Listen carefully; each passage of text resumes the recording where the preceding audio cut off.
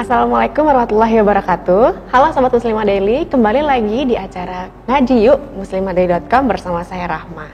Pada kesempatan kali ini kita akan membahas tema yang juga menarik, yaitu mengenai akhlak dan aurat. Nah, mungkin ini sangat berkaitan erat ya dengan kehidupan kita sehari-hari terkait aurat dan juga akhlak, yang pasti sangat penting sekali.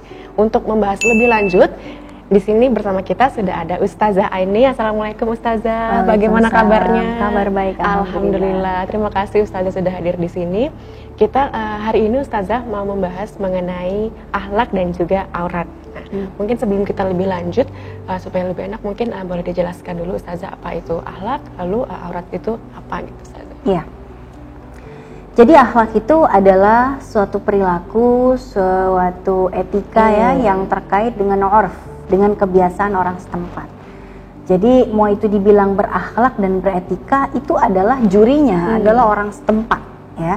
Karena kadangkala di satu tempat itu dikatakan beretika, di satu tempat yang lain dikatakan tidak beretika. Contoh misalnya yang beda ya di masa Nabi sama di masa kita sekarang. Kalau di masa Nabi ada orang naruh jeroannya binatang ternak, jeroan unta atau jeroan sapi di depan pintu rumah orang. Kalau sampai kita buka pintu ada jeroan binatang ternak di depan rumah kita, itu artinya ada hater yang luar biasa. Ada orang yang sedang mencaci kita dengan cara tuh naruh jeroan di depan pintu rumah kita. Dan itu sangat tidak beretika orang yang melakukannya. Jadi masa Nabi, orang-orang yang membenci Nabi itu naruh satu nampan jeroannya unta di depan pintu rumahnya Nabi. Itu orang-orang kafir Quraisy sampai nggak tega. Hei, kalian itu benci sama Nabi Muhammad, bukan Nabi ya mereka bilangnya. Kalian benci sama Muhammad silakan aja, tapi jangan sampai kayak gitu juga. Jadi orang-orang kafir Quraisy itu kebanyakan benci Nabi bukan benci orangnya. Mereka cinta sama akhlaknya Nabi, tapi mereka cuma benci karena Nabi apa? Karena Nabi menyalahkan ajaran nenek moyang mereka. Jadi orang-orang Quraisy yang membenci Nabi naruh jeroan unta di depan pintunya Nabi, orang-orang Quraisy itu yang juga nggak tega, udah ngangkat. Pertanyaannya, kalau misalnya nanti Mbak Rahma pulang dari tempat syuting ini, tiba-tiba menemukan ada jeroan ayam, jeroan kambing, jeroan sapi di depan rumah, satu kresek, kira-kira akan sama nggak reaksinya dengan orang di Arab sana? Wah, siapa nih yang ngajakin berantem nih, gitu nggak? Enggak, kalau saya sih alhamdulillah gitu ya, bisa bikin soto Betawi nih gitu, dimanfaatkan ya Ustaz. Bisa bikin sambal goreng ati ayam, alhamdulillah. Ini dari siapa nih? Dari pengagum rahasia apa gimana kan gitu kita ya? syukuri aja ya Ustaz. Jadi etika yang bisa kita lakukan, maksudnya ini etis atau enggak, kadangkala kaitannya dengan orang setempat. Ada juga yang beretika kaitannya dengan agama juga. Jadi misalnya gini, kita bicara tentang aurat dulu nih ya. Auratnya orang laki-laki. Auratnya orang laki-laki itu hanya dari pusar sampai lututnya saja. Cuma sampai segitu doang ya. Jadi kalau dia udah pakai celana pendek ya, nutupin pusar sampai lutut, dia sholat, itu udah dibilang sah loh. Sah. Kalau dibilang sah iya, tapi kalau dibilang berakhlak enggak banget. Coba ada orang khutbah Jumat pakai celana kolor doang. Itu ditimpukin sih dalam orang gitu. Kenapa? Karena nggak sopan. Dalam pandangan agama nggak sopan, dalam pandangan manusia, dalam pandangan adat setempat juga nggak sopan. Jadi biar kita bisa beribadah secara komplit, komprehensif, kita harus memadukan antara ibadah dengan akhlak. Secara ibadah kita menutup aurat kita dengan sempurna, secara akhlak kita juga berpakaian yang pantas, yang layak. Nah itu namanya beretika dan beribadah dengan komplit. Ya, begitu juga perempuan. Perempuan kalau sholat itu syarat sah menutup auratnya itu cuman menutup semua aurat tanpa kecuali dan tidak boleh samar agar warna kulitnya menjadi samar tidak terlihat. Cuman nutup dan tidak boleh kelihatan warna kulit. Tapi kalau rada ketat itu tetap sah sholatnya. Jadi kalau ada orang perempuan sholat pakai celana ketat ya, nutup semua auratnya, pakai kaos kaki, pakai celana ketat, pakai kaos ketat, pakai kerudung yang dililitin di leher, sholatnya sah apa tidak?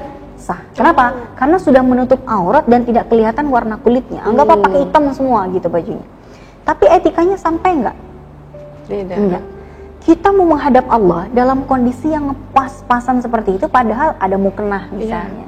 Makanya kita bawa mukena. Buat apa? buat jaga-jaga kalau ternyata pakaian kita pakai ternyata kurang etis di hadapan Allah gitu ya. Kalaupun ternyata sah, ya sah sholat kita. Tapi kalau misalnya berakhlak, enggak. Jadi standar menutup aurat di dalam sholat dan di luar sholat itu beda ya. Lebih banyak aturan di luar sholat. Keluar rumah misalnya. Kalau keluar rumah kan nggak boleh ketat.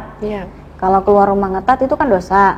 Tapi kalau sholat nggak ada orang laki-laki yang ngeliat itu sah. Cuman nggak etis di hadapan Allah. Jadi itu antara bedanya aurat sama etika. Cuman saya kalau boleh ini saya mau bahas tentang aurat yang agak detail ya. Jadi gini, kalau kita ditanya ya sahabat Muslimah Daily, kalau ditanya auratnya wanita itu apa? Nah itu dia Ustazah, auratnya wanita itu kira-kira menurut Mbak Rahma apa? Seluruh tubuh kecuali muka dan telapak tangan Ustazah. Jawabannya tidak salah tapi kurang tepat. Jawabannya aurat wanita yang tidak boleh terlihat adalah tergantung di hadapan siapa. Oh, contohnya seperti apa? Coba Ustazah? misalnya saya di depan Mbak Rahma gitu kan, harus nggak nutup seluruh tubuh kecuali wajah dan tangan gitu kan? Masa nggak boleh buka kerudung? Boleh. Jadi aurat wanita itu yang tidak boleh terlihat apa aja? Oh tergantung di hadapan siapa dulu. Kalau di hadapan suaminya tidak ada batasan. Iya betul. Ya. Kalau misalnya di depan mahramnya boleh terlihat sebagian. Rambut, tangan, kaki, leher itu boleh terlihat di hadapan mahram kita sendiri, depan ayah, depan kakek, depan anak. Kemudian kalau di depan laki-laki yang bukan mahram, depan tetangga, ya, depan teman kelas, teman apalah ya, teman kelas kayak mahasiswa. Jadi teman yang bukan mahram itu yang tidak boleh terlihat adalah seluruh tubuh kita, kecuali apa? Al-wajhu wal kaffain. Apa yang disebut dengan al-kaffain? Yang dimaksud dengan al-kaffain di sini kadangkala orang salah kaprah nih ya. Dikiranya al-kaffain itu wajah dan telapak tangan, karena terjemahannya selalu begitu. Banyaknya tahu seperti itu. Betul, padahal yang dimaksud dengan al-wajhu wal kaffain itu adalah al-kaffain itu termasuk batinul kaf wa zahirul kaf. Jadi termasuk aurat kita juga Ustazah ya? Jadi bukan termasuk aurat, jadi yang bukan aurat, yang boleh tampak itu kan wajah dan al-kaffain. Al-kaffain itu maksudnya batinul kaf, zahirul kaf. Jadi yang bukan aurat itu adalah wajah dan tangan sampai pergelangan tangan. Harusnya begitu terjemahannya. Kenapa? Karena kaffain itu bukan sekedar telapak tangan, tapi juga telapak tangan dan punggung tangan sampai sini ini boleh terlihat. Ya, jadi yang misalnya nih ada bentuk baju yang agak longgar, orang pada pakai manset segini gitu kan, silakan gitu. Tapi sebelah sini nggak wajib. Atau orang pada umroh sama haji pada pakai sarung tangan yang kiwir itu nggak harus. Ini bukan aurat. Yang bilang bahwa punggung tangan itu aurat itu cuma satu saja, yaitu Ibnu Abdin. Jadi salah satu ulama yang bukan salah satu ulama ya, kayaknya sih satu-satunya ya yang mengatakan bahwa punggung tangan ini adalah aurat wanita yang tidak boleh terlihat ya, yang harus ditutup mau itu dalam sholat mau di luar sholat, itu adalah Ibnu Abdin. Ibnu Abdin kalau orang bacanya biasanya Ibnu Abidin, padahal aslinya Ibnu Abdin. Itu di dalam hasyiahnya beliau mengatakan ini nih punggung tangan, ini nggak boleh kelihatan baik di luar sholat ataupun dalam sholat.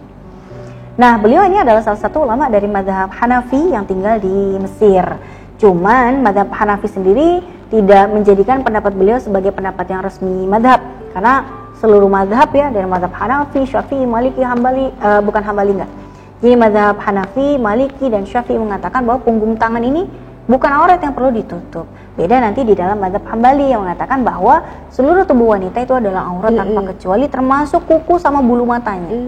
Maka kawan-kawan kita, saudara-saudara kita yang ada di Saudi Arabia yang kebanyakan bermadhab Hambali itu banyak yang pakai cadar, pakai sarung tangan dan lain sebagainya. Kenapa? Karena memang mereka kebanyakan bermadhab Hambali gitu ya kira-kira.